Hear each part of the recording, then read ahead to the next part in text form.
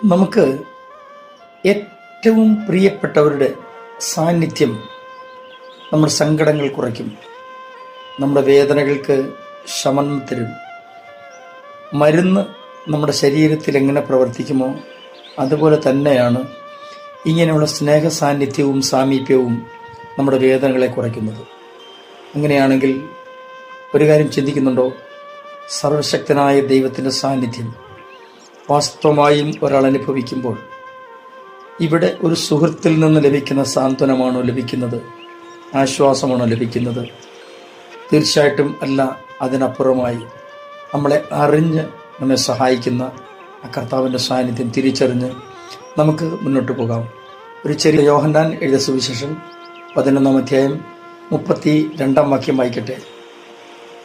ഇരിക്കുന്നിടത്ത് മറിയ എത്തി അവനെ കണ്ടിട്ട് അവൻ്റെ കാൽക്കൽ വീണു. കർത്താവേ, നീ ഇവിടെ ഉണ്ടായിരുന്നു എങ്കിൽ എൻ്റെ സഹോദരൻ മരിക്കില്ലായിരുന്നു എന്ന് പറഞ്ഞു. യേശുക്രിസ്തു ഈ ലോകത്തിലായിരുന്നപ്പോൾ സാധാരണക്കാരുൾപ്പെടെ തൻ്റെ സന്തത സഹചാരികളായിരുന്ന എല്ലാവരോടും സമദൂരം പാലിച്ച ഒരാളാണ് കർത്താവ്.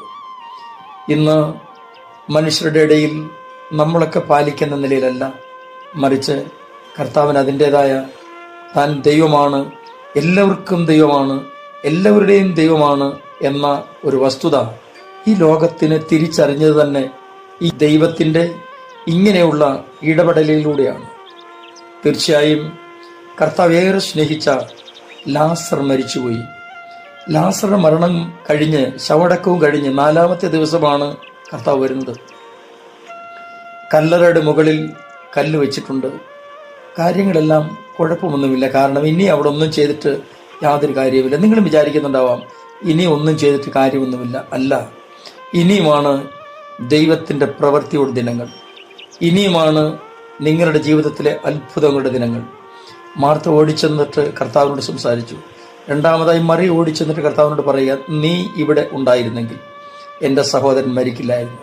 പ്രിയരെ, ആ വാക്ക് കർത്താവിലുള്ള ആശ്രയം എത്രമാത്രമുണ്ടെന്ന് നമുക്ക് തിരിച്ചറിയാൻ കഴിയുന്നതാണ്. നിങ്ങൾ ഭാരപ്പെടരുത്. ജീവിതത്തിലെ ഏത് പ്രതിസന്ധിയിലും കർത്താവ് ഓടി വന്ന് ലാസറിനെ ഉയർപ്പിച്ചതുപോലെ ലോകം കാണുക ഒരത്ഭുതം നിങ്ങൾക്കുമുണ്ടാകും. ഞാൻ നിങ്ങൾക്ക് വേണ്ടി പ്രാർത്ഥിക്കുന്നു. സ്വർഗീയ നല്ല കർത്താവെ, എല്ലാ പ്രിയപ്പെട്ടവർക്കായിട്ടും സ്തോത്രം. അങ്ങ് ഞങ്ങളോട് കൂടെയിരുന്ന് ഞങ്ങളെ സഹായിക്കണം. യേശു ക്രിസ്തുവിൻ്റെ പരിശുദ്ധ നാമത്തിൽ തന്നെ ആമേൻ. Thank you for watching. God bless you.